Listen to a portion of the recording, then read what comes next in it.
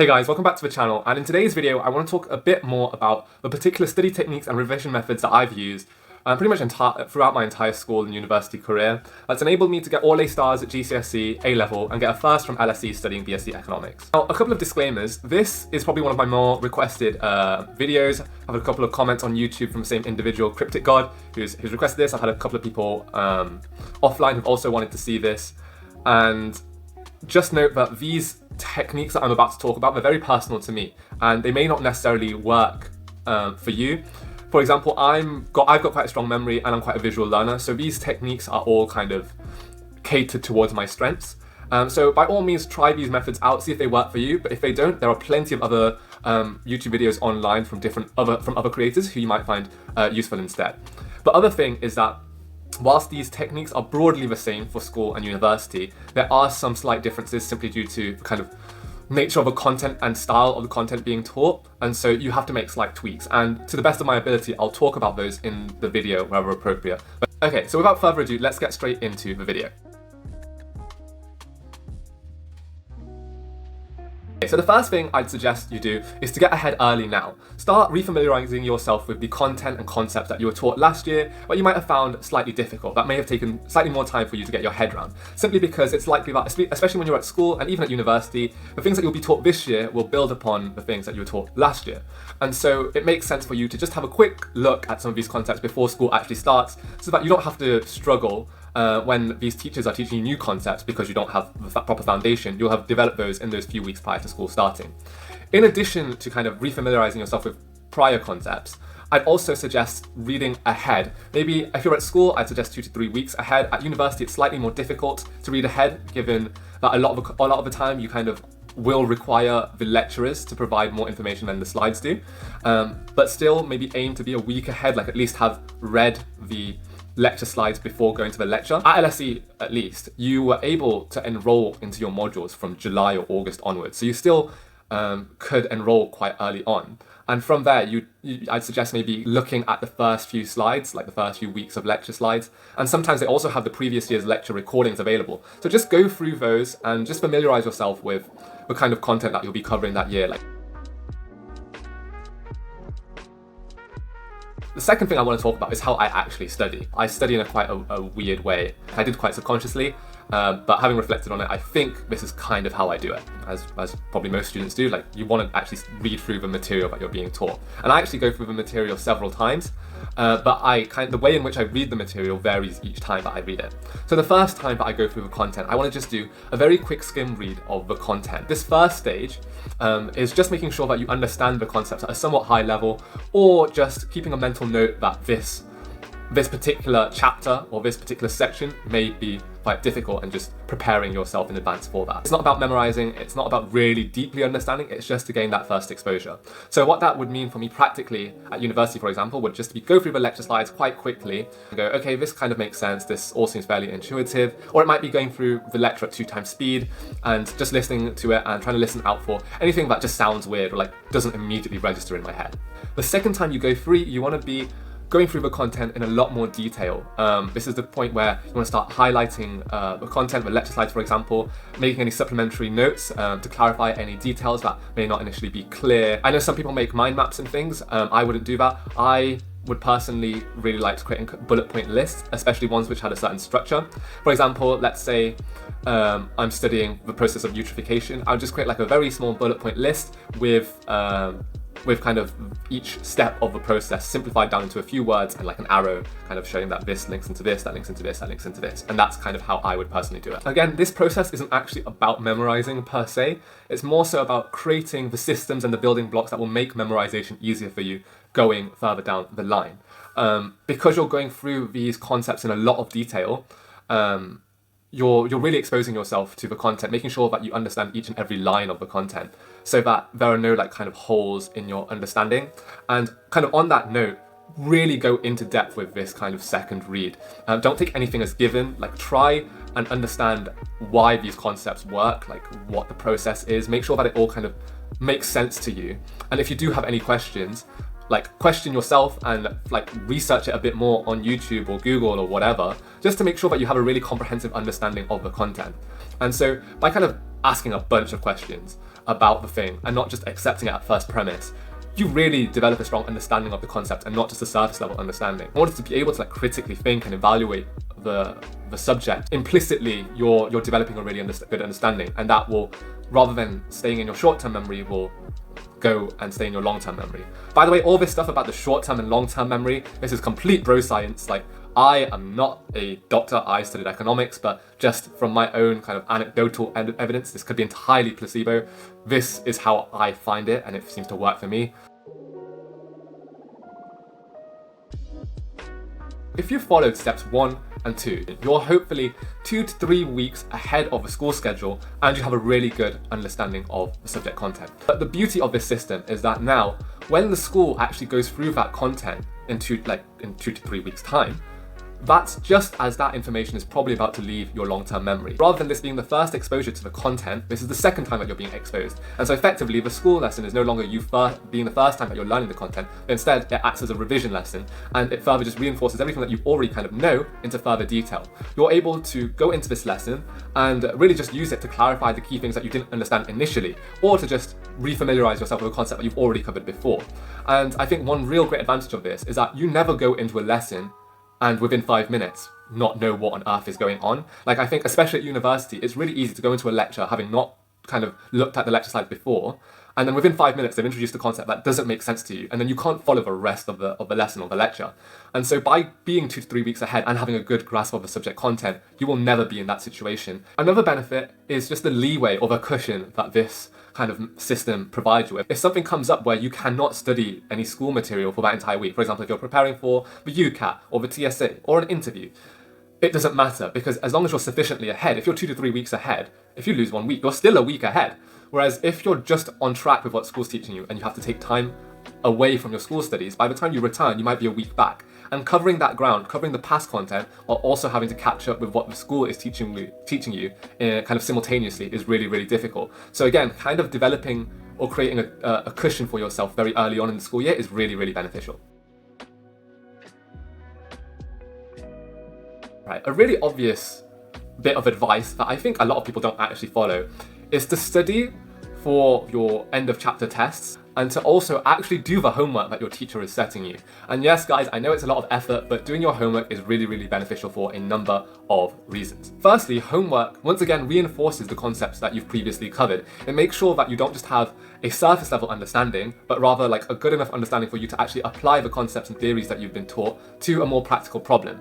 And so I found, especially at university, that there were plenty of times where I thought I understood something having gone through the lecture slides, but then when doing the homework, realized that I just didn't understand it in enough detail.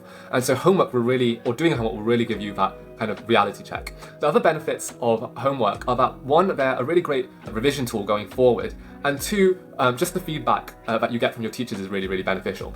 I personally like looking at my previous submissions when revising for my final year exams, because it enables me to kind of look at my thought process back then, and also I can see if there are any points that I can't think of now that I may have been able to think of when I was first covering the content. The second thing about being assessed by your teachers is that you're going to get feedback about the quality of your submission and the things that you could have improved upon. And I found this incredibly useful, particularly for essay subjects like history, English literature, English language, that were never particularly my strong suits. And so by getting regular feedback, I could incrementally, iteratively improve over the year and focus on the things that the teacher had suggested to me. That being said, you do at the same time want to be efficient with your time. And this is particularly true when you're at university. If you're still not able to make a dent after 20 minutes, it's unlikely that in the 30th minute you're going to have a eureka moment. Like, each marginal minute is unlikely to produce anything. And so I'd say after maybe 20-25 minutes, move on to the next question if you haven't already. Moving on to the actual studying for chapter tests element. Remember, initially in steps 1 and 2, I never said that you had to memorize the content when you're doing that skim read and the understanding parts. That's because the real memorization part of your learning will come when you're doing the chapter tests. That's because these chapter tests effectively break down the entire exam syllabus into small chunks for you to cover across the entirety of the year, rather than forcing you to have to cram down all this content right at the very end. And at least at LSE, we would have kind of exams in January and in the summer. So I would suggest revising or starting to revise a few weeks before the end of term in each case. Do not leave your revision until the actual holidays, these like kind of revision holidays. start a little bit earlier and it will become so much more manageable for you. So I'd suggest maybe 3 weeks before the end of term, just start very quickly going through the weeks 1, 2, 3 content, like as much as you can. Ideally, or hopefully, the initial weeks, they shouldn't be too difficult because they're more likely to focus on the more basic concepts, so you should be able to get through them fairly quickly. But by giving yourself that head start, it just means that you have more time to prepare for the exams.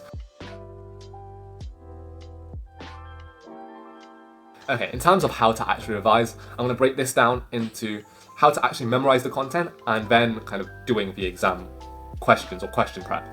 In terms of memorizing content, again, I would read through the material, but each time I'd read through the material or the notes, I'd do so in a slightly different way.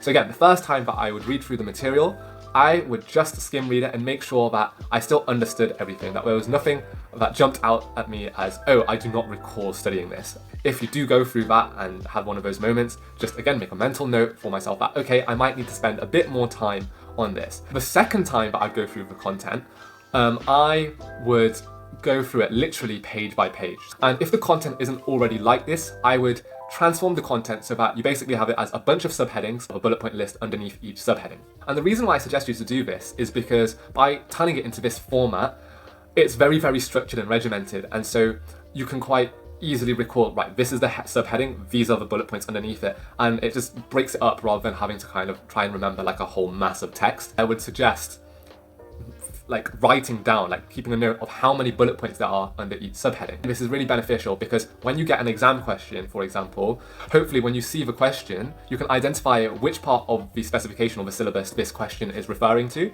And then from there, you can remember, right, it's this question is referring to this topic, and this topic, I know that there are 8 bullet points. And so therefore, whatever my answer is, it's got to be made up of some mixture of these 8 points. You're going to try and memorize the list, and you're going to try and memorize the list in the exact order that it's written down. And the reason why I emphasize exact order is because a lot of the time it makes intuitive sense to learn it that way. For example, if you're revising for history, let's say, you're going to lose marks if you don't remember it in chronological order. Even if it's a subject like economics, where there's not necessarily a chronological order to things, for example, the factors of demand, you could theoretically say in any order you wanted, I'd still suggest learning it in the exact same order every single time. And that's because it creates a set of consistency between revision sessions. If you learn it the exact same way every single time, it kind of creates a sense of muscle memory, like it flows off the tongue easier. So for example, if there are 8 bullet points, if you learn the list in a different order every single time, it might be hard to recall all 8 quite easily. But if you learn the 8 in the same exact order every single time, even if you kind of start getting stuck on the 4th, like your muscle memory will kind of enable you to like better recall the 5th and 6th bullet point, simply because you've gone through that list and said that list over and over and over again. It kind of becomes, a force of habit for you to say it in that exact order. So read the bullet point list again and again, multiple times. Just try keep a track of how many bullet points there were per list. Just get an intuition for like what each of the bullet points meant, what they were actually referring to. Keeping a track of kind of the flow of the bullet points, like which bullet point followed the next, so like what was bullet point 4, what was bullet point 5, and just getting a feel for the order. And then also, if the bullet points were quite lengthy, which is often the case when you're trying to learn like the chronological order of something, just remembering 2 or 3 trigger words that would help you, that when you could use to like kind of recall the entire sentence. But to further solidify my memory of the material, I would write down the bullet point list on a separate piece of paper without looking obviously at the initial list and seeing what I could actually remember. And I would like literally write down 1, 2, 3, like all the way through to 8, and write down like which ones I could remember. And I would just put question marks on the ones that I forgot. And again, I would go back for the ones where I forgot. I would go back to the list, really focus on those. I would pay attention to what was the bullet point that was before and what was the bullet point after it. So I would be able to use the actual order of the list as a memory tool. So I would do this again and again and try to improve each time. And so iteratively, I would get better and memorize more and more of the list and make fewer and fewer mistakes.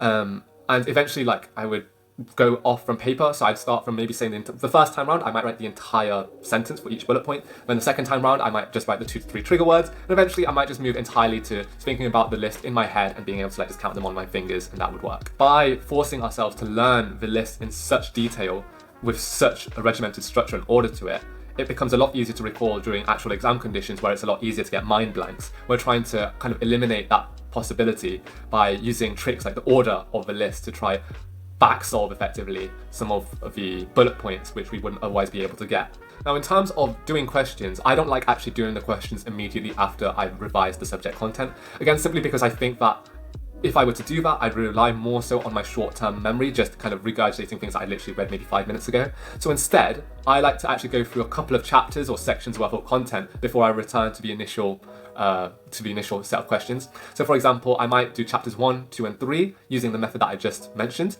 And after I'd gone through chapter 3, I'd then move back to the chapter 1 questions and then go through those, the chapter 2 questions, chapter 3 questions, and do it like that. And then move on to chapters 4, 5, 6, for example.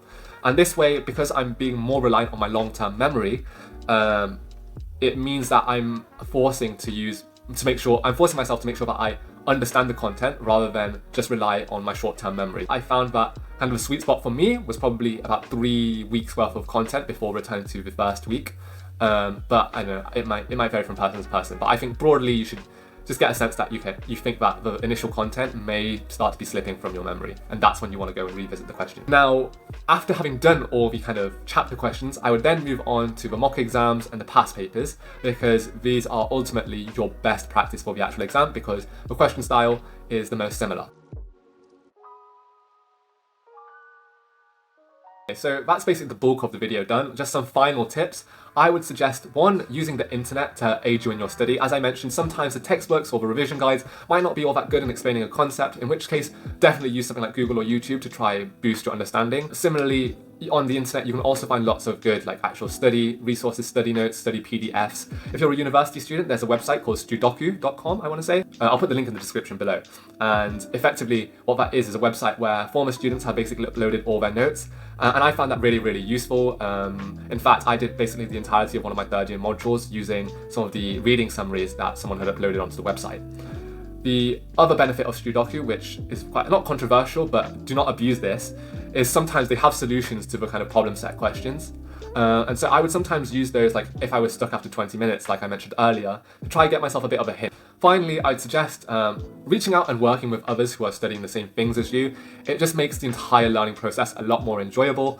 You can share resources, share notes, you can test each other. And I've actually found that testing each other and teaching each other different concepts is a really good way of studying, because in order for you to be able to teach someone else, you have to have a pretty good understanding of the concepts yourself. But okay guys, that's me done for today. If there's any other kind of video content that you'd like to see, please let me know in the comments down below. If you liked today's video, please like, subscribe and share the video.